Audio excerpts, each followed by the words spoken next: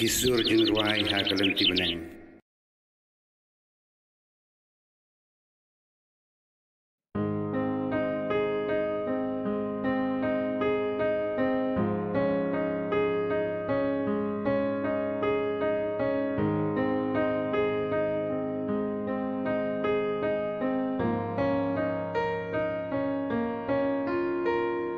Porsi tengmit Kristen kadai porkut baulai breu uwan hiar syaperte baun nyadno kadang bato prangsni baun kang de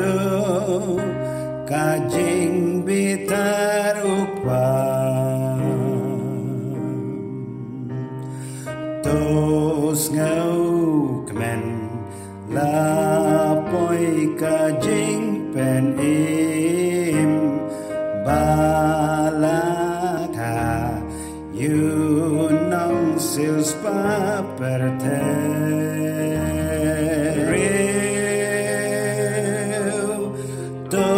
dan krup mane yunong penim ken hoy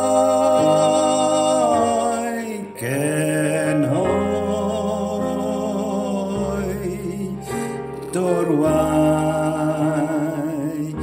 yunong silspa Ken hoy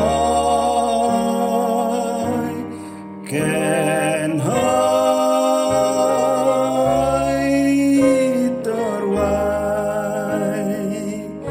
yunong silspa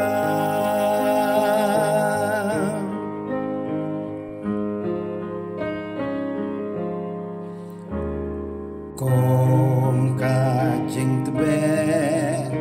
to ai jing et yangi kan lam yangi sha shing oi du kun lu kum ba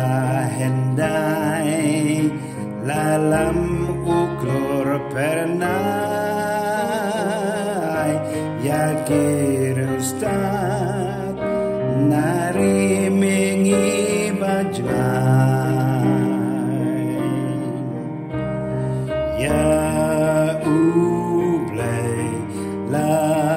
kariudut bapok la ulong us kis baro